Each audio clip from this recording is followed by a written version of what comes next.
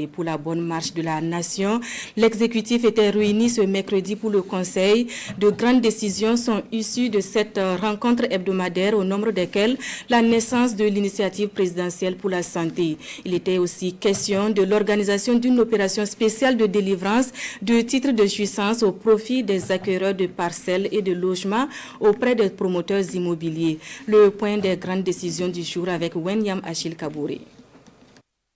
Initiative présidentielle pour la santé.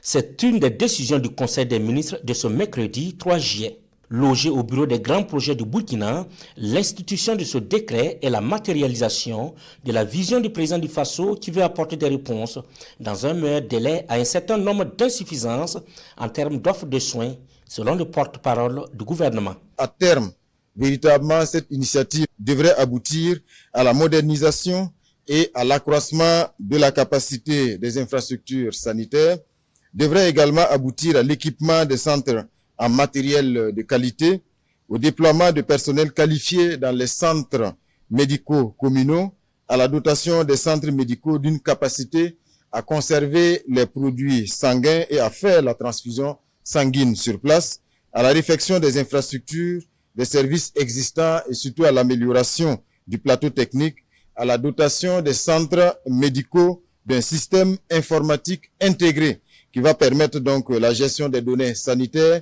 des données administratives, mais aussi de la trésorerie, à la dotation des centres médicaux régionaux ou universitaires de services et d'une unité de réanimation anesthésie et à la mise à niveau de certains services spécifiques dans les différents hôpitaux. Ceux qui ont acquis des parcelles ou des logements auprès des promoteurs immobiliers pourront avoir des titres de jouissance. Le Conseil a adopté un décret portant organisation d'une opération spéciale de délivrance de ces titres à leur profit.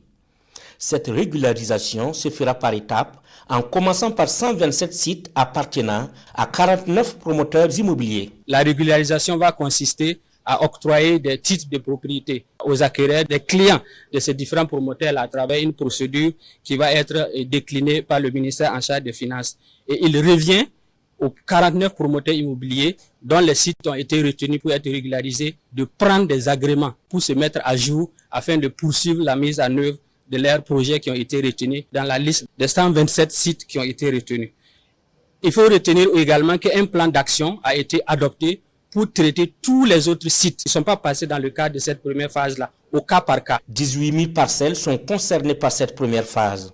La composition du dossier sera simplifiée pour permettre aux acquéreurs d'entrer en droit du permis urbain d'habiter PUH. L'exécutif burkinabé a aussi adopté un décret portant expropriation pour cause d'utilité publique de Horizon Éducation Association internationale turque pour le développement de la solidarité entre les peuples. C'est un processus qui est en cours depuis déjà plusieurs années et qui nous permettra de nous conformer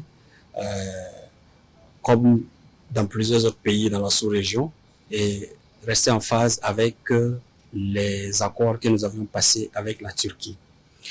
Il est important de préciser que ce transfert tient compte de deux faits majeurs. Le premier, c'est de faire en sorte que la qualité de l'enseignement qui est dispensé dans ces écoles soit maintenue. Ça, c'est déjà acté. Et le deuxième, c'est de faire en sorte que le cycle scolaire aussi soit respecté. Ce décret met dorénavant la gestion de cette école sous la tutelle du ministère en charge de l'Éducation nationale en vue de son transfert définitif à la Fondation Marif. C'est une décision qui va apporter un coup de pouce à la coopération avec la Turquie, selon le ministre en charge des Affaires étrangères.